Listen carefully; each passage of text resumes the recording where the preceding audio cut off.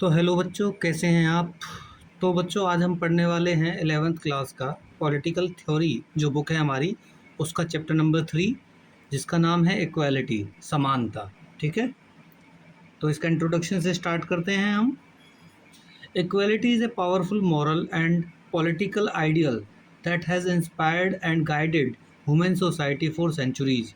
यानी कि जो समानता है एक शक्तिशाली नैतिक और राजनीतिक आदर्श है, यानी कि पावरफुल मॉरल और पॉलिटिकल आइडियल है जिसने सदियों से, ठीक है ना, सेंचुरीज से मानव समाज को प्रेरित और मार्गदर्शित किया है। ठीक है ना, उसको गाइड का काम किया है, एक तरह से रास्ता दिखाने का काम किया है। ठीक है ना, यह इस धारणा पर आधारित है कि सभी मनुष्य अपनी साझा मानवता के कारण समान मूल्य और गरिमा के अधिकारी हैं।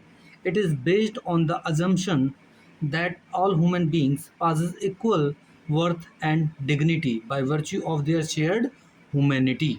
ठीक है, यह वह आदर्श है जिसके दम पर नस्ल, रंग, लिंग या जाति के आधार पर किए जाने वाले भेदभावों को चुनौती दी जाती है। It is the very ideal that challenge discrimination based on the race, colour, gender और कास्ट। यानी कि देखिए, अगर हम सबको इक्वल मानते हैं तो सिंपल सी बात एक है कि जो डिस्क्रिमिनेशन हो रहा है किसके बेसिस पर, रेस के बेसिस पर, कलर के बेसिस पर, जेंडर के बेसिस पर, कास्ट के बेसिस पर।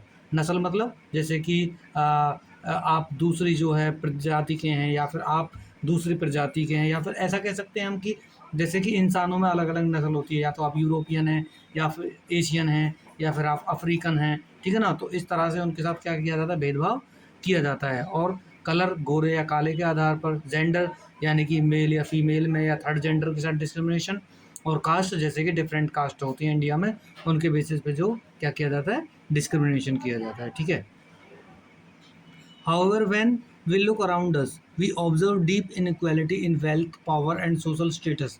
लेकिन जब हम अपने चारों ओर देखते हैं तो हमें धन, शक्ति और सामाजिक स्थिति में गहरी असमानता दिखाई देती है।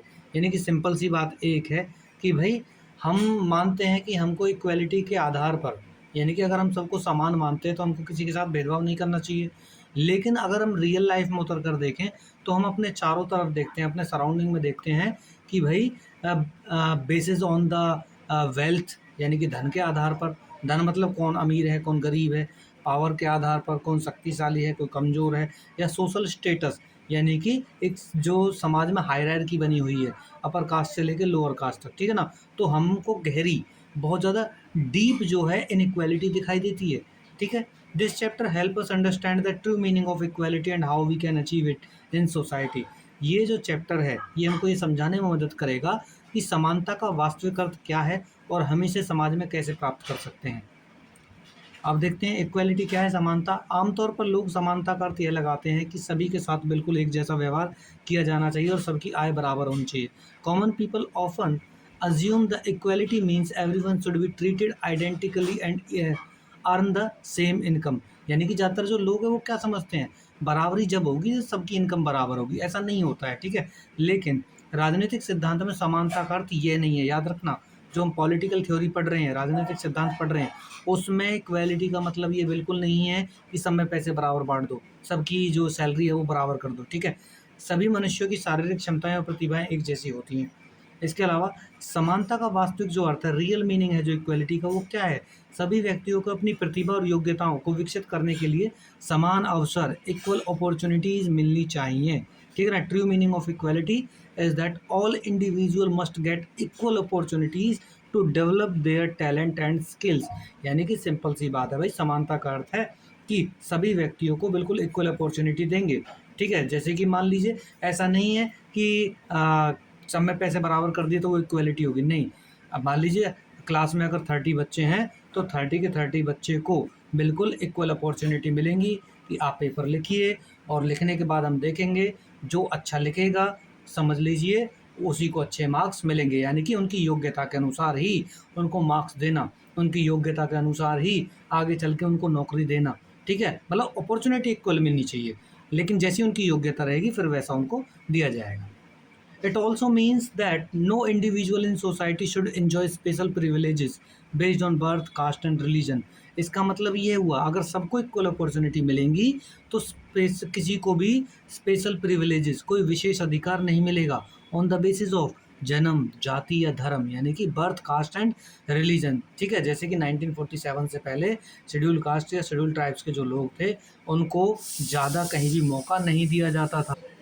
अगर हम इन शॉर्ट में बात करें, the goal of equality is to create a society where no artificial social barrier handles any one's growth, यानी कि सिंपल सी बात है, समानता का जो लक्ष्य है, एम है, वो क्या है? एक ऐसा समाज बनाना, एक ऐसी सोसाइटी बनाना जहाँ पर मानवों द्वारा बनाई गई कोई बैरियर ना हो।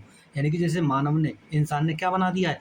बैरियर्स बना दिए थे। कैसे बैरियर्स? भाई गोरे को ये अधिकार होगा, काले को ये अधिकार नहीं होगा, अपर कास्ट को ये अधिकार होगा, लोअर कास्ट को ये अधिकार नहीं होगा। तो ऐसे बैरियर्स नहीं हैं, इनको ख़त्म करना है, ठीक है ना।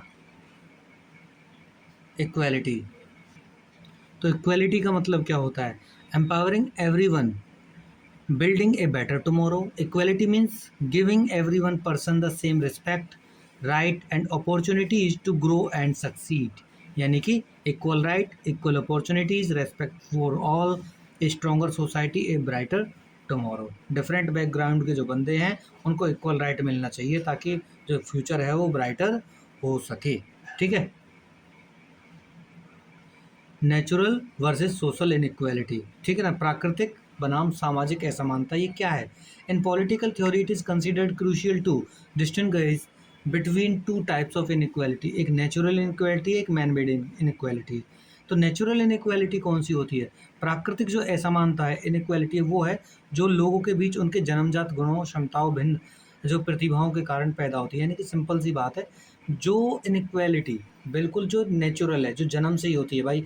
हो सकता है कोई जन्म से अंधा हो सकता है, हो सकता है कोई जन्म से बहुत ज़्यादा वीक हो सकता है, हो सकता है जन्म से बहुत ज़्यादा कोई स्ट्रांग हो सकता है कोई पैरालाइज हो सकता है, ठीक है ना। तो ये जो इनइक्वालिटी है, ये नेचर ने दी है, हम इनको बदल नहीं सकते हैं, ठीक है। It is assumed that these differences are given by the nature and can not be easily altered. इनको आसानी से नहीं बदला जा सकता। हालांकि आज के टाइम में जो मॉडर्न टाइम है, उसमें जो एडवांस लेवल पर जो है हमारी एक तरह से जो ये फील्ड चली गई है हेल्थ वाली, तो यहाँ पर कई बार हम इनको ठीक कर देते हैं, लेकिन आसान बिल्कुल नहीं होता है। लेकिन जो सोशल इनइक्वालिटी होती है, जो समाज ने बनाई है, सामाजिक असमानताएं वे हैं जो समाज द्वारा खुद बनाई जाती है, जैसे जातिवाद, भेदभाव, जातिगत भेदभाव, लैंगिक असमानता और आर्थिक शोषण। कौन कौन से होते हैं सोशल इनइक्वालिटीज जो बनाई जाती हैं सोसाइटी के द्वारा? Like caste discrimination, gender inequality and economic exploitation. आर्थिक शोषण मतलब दूसरे का शोषण करना, ठीक है ना, इकोनॉमिकली। फिर these inequalities deepen the social divide by the denying equal opportunities to certain marginalized group। ये असमानताएं कुछ समूहों को अवसर से वंचित करके समाज में ऊंच नीच की खाई को गहरा करती हैं। जो समाज, जो सोसाइटी क्या बनाती है? बैरियर्स बनाती है, इनइक्वालिटी बनाती है। उसके थ्रू क्या होता है? कुछ लोग तो जो है जिनकी पीढ़ियां हैं वो क्या है, वो बड़े बड़े पदों पर बैठी हैं, और कुछ लोग सदियों से जो इतने एक्सप्लॉइट किए गए हैं, उनके साथ इतनी एट्रोसिटीज़ की गई हैं कि आज भी उनकी बड़ी जनसंख्या क्या है? बहुत ज़्यादा गरीब है, पिछड़ी हुई है, एजुकेशन नहीं है उनके पास, ठीक है ना। तो ये किसके कारण है? ये समाज द्वारा बनाई एक तरह से इनइक्वालिटी का ही एग्जाम्पल है। जैसे कि जातिवाद एक बहुत बड़ा एग्जाम्पल है इंडिया में, ठीक है। The primary objective of political theory is to eliminate these social inequalities, not to erase natural difference. तो जो पॉलिटिकल थ्योरी का मेन पर्पज़ है पढ़ने का, वो ये है कि भाई सोशल इनइक्वालिटीज़ को ये हटाएगा जो खुद सोसाइटी ने बनाई हैं, ठीक है। लेकिन नेचर द्वारा जो बनाई गई हैं उनको कैसे मिटा सकता है? उनको तो कोई नहीं मिटा सकता जल्दी से, ठीक है। अब बात करते हैं थ्री डायमेंशन ऑफ इक्वलिटी, ठीक है। समाज में पूर्ण समानता की स्थापना के लिए इसके तीन अलग अलग आयामों को समझना बहुत जरूरी है, ठीक है ना। कौन कौन सी हैं वो? ठीक है, थ्री जो डायमेंशंस हैं कौन कौन सी हैं? पॉलिटिकल इक्वालिटी, राजनीतिक समानता का अर्थ है कि देश के सभी नागरिकों को समान नागरिक अधिकार और राजनीतिक भागीदारी का हक मिले। यानी कि पॉलिटिकल जो इक्वालिटी है उसका मतलब क्या होता है कि सभी को इक्वल सिटीजनशिप राइट, यानी कि सिंपल सी बात है, देश के जो नागरिक है वो सारे के सारे समान होंगे। फिर अपॉर्चुनिटीज़ फॉर पॉलिटिकल पार्टिसिपेशन, और वो राजनीति में भाग ले सकते हैं, जैसे वोट डाल सकते हैं, अपनी पार्टी बना सकते हैं, इलेक्शन लड़ सकते हैं, ठीक है ना। फिर इसमें एक व्यक्ति एक वोट का सिद्धांत होता है, यूनिवर्सल अडल्ट फ्रेंचाइज, और बिना किसी भेदभाव के चुनाव लड़ने का अधिकार भी शामिल होता है। यानी कि सभी को इक्वल, यानी कि अगर कोई व्यक्ति, यूनिवर्सल अडल्ट फ्रेंचाइज क्या होता है बच्चे? यूनिवर्सल अडल्ट फ्रेंचाइज होता है कि जो भी व्यक्ति 18 साल का हो जाएगा उसको वोट डालने का अधिकार होगा। उसके साथ किसी भी तरह का डिस्क्रिमिनेशन नहीं किया जाएगा on the basis of caste, religion, gender, ठीक है। अच्छा, और इसमें आपको जो है आप चुनाव भी लड़ सकते हैं, आप कंटेस्ट कर सकते हैं, इलेक्शन चुनाव लड़ सकते हैं, आपके साथ वहाँ भी भेदभाव नहीं किया जाएगा। ठीक है, पॉलिटिकल इक्वालिटी, इसमें देखो क्या दे रखा है, इक्वल राइट्स होते हैं, इक्वल वॉइस होती है, इक्वल पार्टिसिपेशन होता है। It means one person one vote, equal right, stronger democracy, better society and a united India. Equality in political right strengthen democracy and build a just society. Simple सी बात है, अगर political right होंगे तो हमारी जो डेमोक्रेसी और ज़्यादा स्ट्रॉन्ग होगी। ठीक है, फिर बात करते हैं सोशल इक्वालिटी की। तो सोशल इक्वालिटी में क्या आएगा, सामाजिक समानता का अर्थ है कि समाज में किसी भी नागरिक के साथ उसकी जाति, लिंग, धर्म या वर्ग के आधार पर भेदभाव न हो, यानी कि उसके साथ डिस्क्रिमिनेशन ना हो basis on the caste, gender, religion और क्लास। किसमें, सोसाइटी में। ठीक है, under this everyone must have equal access to public places, water sources, roads, employment opportunities. का मतलब ये है कि जितनी भी जो पब्लिक प्लेसेस हैं, ठीक है ना, लाइक वेल्स हो गए, रोड्स हो गए, या फिर इक्वल अपॉर्चुनिटीज़ हो गई एम्प्लॉयमेंट में, वो सभी को प्राप्त होनी चाहिए। ऐसा नहीं है कि जैसे कि पहले के टाइम में क्या था, जैसे कि जो शेड्यूल कास्ट है या शेड्यूल ट्राइब है वो मंदिर नहीं जा सकते थे, पानी नहीं पी सकते थे, यानी कि पब्लिक प्लेसेस से जो पब्लिक पॉन्ड होते हैं वहाँ से वो पानी भी नहीं पी सकते थे इससे पहले। ठीक है ना, आप याद करिएगा 1927, सर्च करिएगा एक बार, 1927 में एक सत्याग्रह हुआ था। ठीक है ना, एक मूवमेंट हुआ था जिसको बोलते हैं हम महाड़ मूवमेंट, महाड़ सत्याग्रह। ठीक है ना, ये किस लिए हुआ था, एक बार आप खुद सर्च के देखिएगा, आपको पता लग जाएगी कि इस देश की जो हकीकत है वो क्या रही है।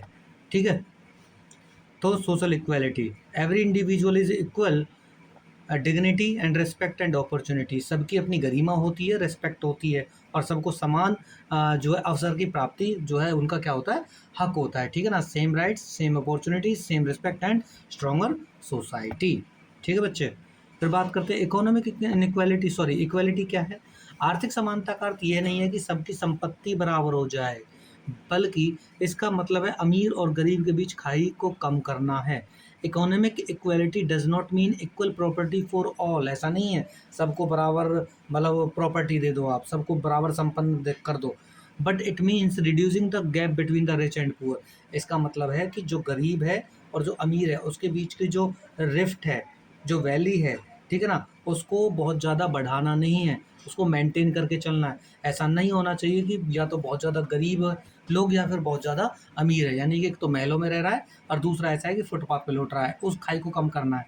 फिर its primary goal is to ensure that all member of society receive minimum basic needs like food, health and education. ठीक है ना, इसका जो मेन ऑब्जेक्टिव होता है वो क्या होता है, जो बुनियादी ज़रूर चीज़ें हैं, बुनियादी चीज़ है, यानी कि फंडामेंटल जो नीड्स हैं वो पूरी हों, लाइक फूड की, हेल्थ की एंड एजुकेशन की, सभी तक पहुंचना चाहिए। इकोनॉमिक इनइक्वालिटी, सॉरी इक्वालिटी, ठीक है, इसमें क्या होता है, इसमें है सिंपल सी बात है, इक्वल एक्सेस टू रिसोर्सेज, यानी कि जो संसाधन है देश के उन पे सबका समान अधिकार होना चाहिए, इक्वल एजुकेशन मिलनी चाहिए, फेयर अपॉर्चुनिटीज़ मिलनी चाहिए, जस्ट इनकम डिस्ट्रीब्यूशन होना चाहिए। ठीक है ना, यानी कि अपॉर्चुनिटी के और उनकी क्वालिफिकेशन के अकॉर्डिंग उनकी वो होनी चाहिए इनकम, और जिससे क्या होगा, हमारी इकोनॉमी स्ट्रांग होगी, और अगर इकोनॉमी स्ट्रांग होगी तो एक बेटर सोसाइटी को हम क्या कर सकते हैं, एस्टेब्लिश कर सकते हैं। Economic equality today for the prosperous and just tomorrow. एक संपन्न जो है हमारा क्या बनेगा, भविष्य बनेगा। ठीक है बच्चे, लेकिन आपको क्या लगता है, इक्वल एजुकेशन है क्या, क्वालिटी ऑफ एजुकेशन है क्या? ठीक है, how can we promote equality, हम समानता को बढ़ावा कैसे दे सकते हैं? तो समानता को केवल एक विचार के रूप में रखना काफ़ी नहीं है। ठीक है, व्यवहार में लाने के लिए तीन मुख्य तरीके हैं, समानता को किस तरह से हम उसमें ला सकते हैं प्रैक्टिस में। सो पहला है एस्टेब्लिशिंग फॉर्मल इक्वालिटी।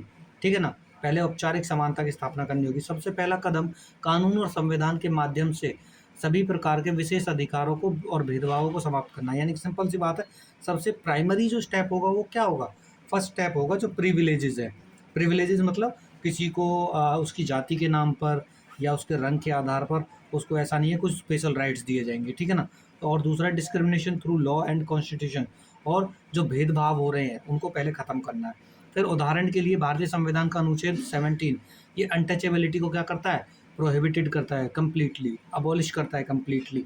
ठीक है ना, यानी कि असपृश्यता, अनटचेबिलिटी, छुआछूत, इसका मतलब होता है कि आपने जैसे कि इंडियन सोसाइटी में देखा होगा, कुछ एससी के लोग होते हैं, कुछ एसटी के लोग होते हैं, शेड्यूल कास्ट। ठीक है, तो उनको क्या माना जाता है, लोअर कास्ट में काउंट करते हैं कई बार लोग।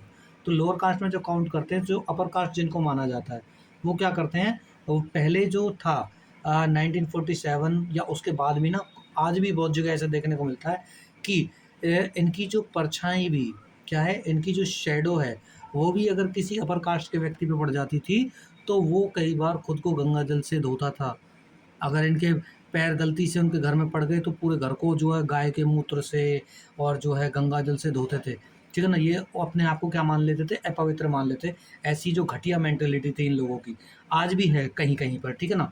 और कहीं कहीं पर नहीं, ज़्यादातर 80% इंडिया में आज भी यही है, ठीक है बच्चे। फिर बात करते हैं आर्टिकल जो 17 है, वो क्या करता है, जो अनटचेबिलिटी को बिल्कुल अबॉलिश करता है। ये क्वेश्चन आता भी है कई बार। फिर आता है डिफरेंट ट्रीटमेंट, विभेदक बर्ताव या विशेष प्रावधान। कभी कभी समानता सुनिश्चित करने के लिए लोगों के साथ उनकी विशेष ज़रूरतों के अनुसार अलग व्यवहार करना जरूरी है। देखिए, समानता का मतलब ये नहीं है कि भाई एक काम करिए कि सबको हमने इक्वल राइट दे दिए, ओके ठीक है भाई, अपॉर्चुनिटी सबको बराबर मिलेगी। लेकिन एक बात है, एक बात सोचिए, एक जो बच्चा है जो पैरालाइज है और एक बच्चा नॉर्मल है, क्या हम इन दोनों को एक साथ रेस में दौड़ा सकते हैं? नहीं दौड़ा सकते। लेकिन प्रिविलेजेस किसको देने चाहिए, मतलब थोड़ा स्पेशल राइट किसको देने चाहिए जो अपना विकास कर सके? इसको, अपाहिज बच्चे को हमको क्या देने पड़ेंगे, स्पेशल राइट देने पड़ेंगे। उसी तरह से मान लीजिए दो बच्चे हैं, एक बच्चा बीमार है, एक बच्चा स्वस्थ है, तो अगर हमको दोनों को बराबर डेवलप करना है, तो सबसे पहले इलाज किसका न करना पड़ेगा, सबसे पहले इलाज इस बीमार बच्चे का करना पड़ेगा। तब जाके ये इसके इक्वल होगा, और तब जाके कहीं ये दोनों एक साथ कंपटीशन कर सकेंगे।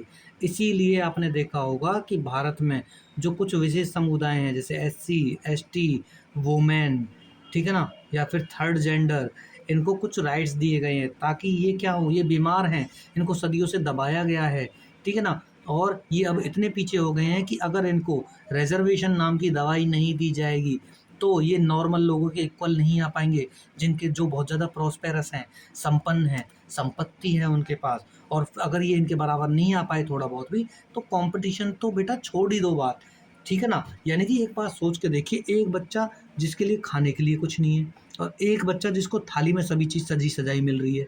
यानी कि एक की किस्मत इतनी अच्छी है कि उसको थाली में सब चीज़ सजी सजाई मिल रही है, और एक की किस्मत में थाली ही नहीं है।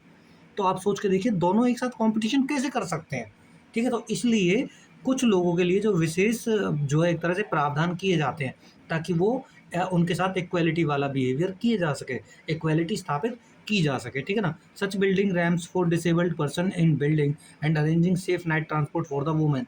जैसे कि ये बता रहा है, जो डिसेबल्ड पर्सन है उनके लिए रैंप लगाए जाते हैं ताकि वो आसानी से चढ़ सके। दूसरा, जो महिलाएं हैं रात में जाने के लिए, कई बार उनके लिए सुरक्षित जो परिवहन है, मतलब बिल्कुल सिक्योर ट्रांसपोर्ट चाहिए, ताकि वो आराम से अपने घर पहुंच सके, ठीक है बच्चे।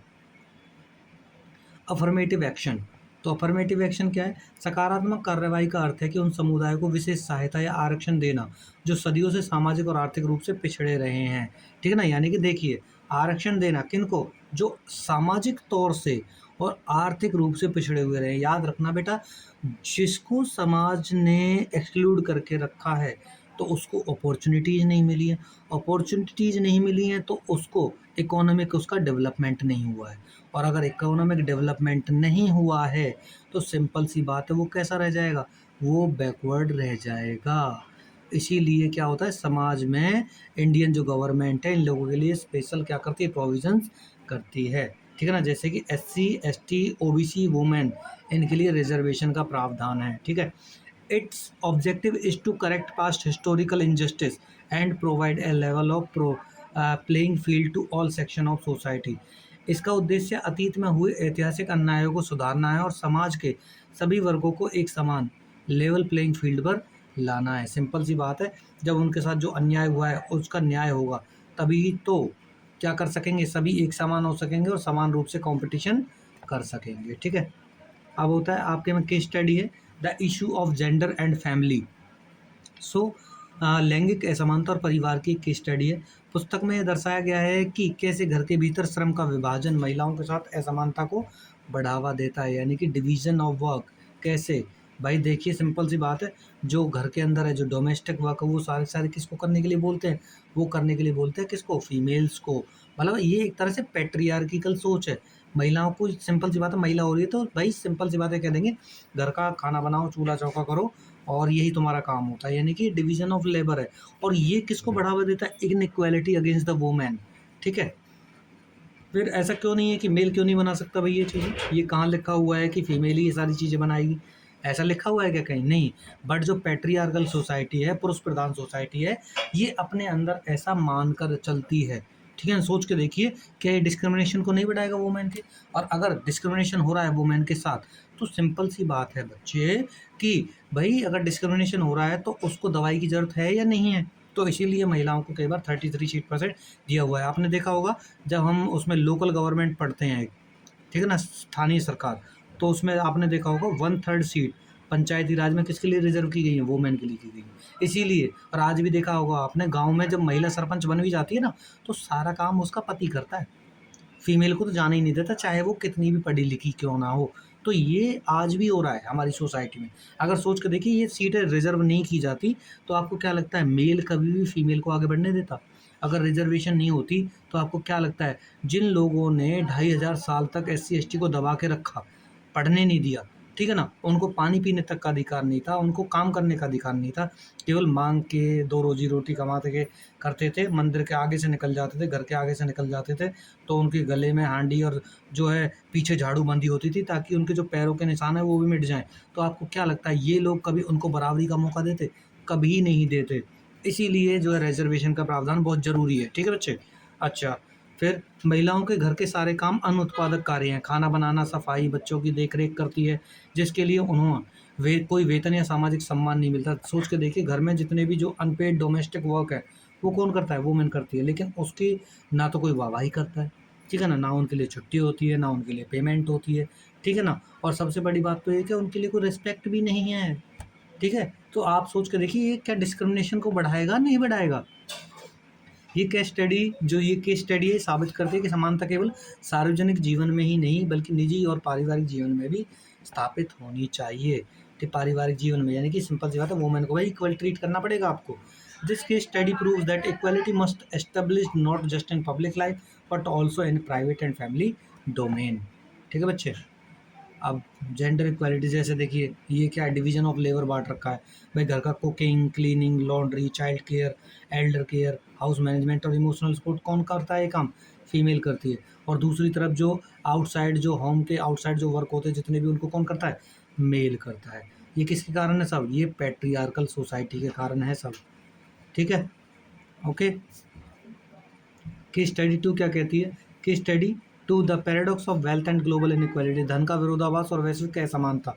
ये क्या कहती है? According to the data provided in this chapter the combined wealth of the world richest individual exceeds that of half the poor global population. अध्याय में दिए गए आंकड़ों के अनुसार, यानी कि इस चैप्टर में कुछ आंकड़े दिए गए हैं जिनके अनुसार क्या है कि सबसे अमीर जो व्यक्ति हैं कुछ, उनकी कुल संपत्ति दुनिया की आधी आबादी से भी अधिक है। यानी कि सोच के देखिए इस दुनिया की आबादी है 8 अरब के आसपास। कितने? 8 अरब। 8 अरब मतलब 800 करोड़ इस दुनिया की क्या है? पॉपुलेशन है, जनसंख्या है।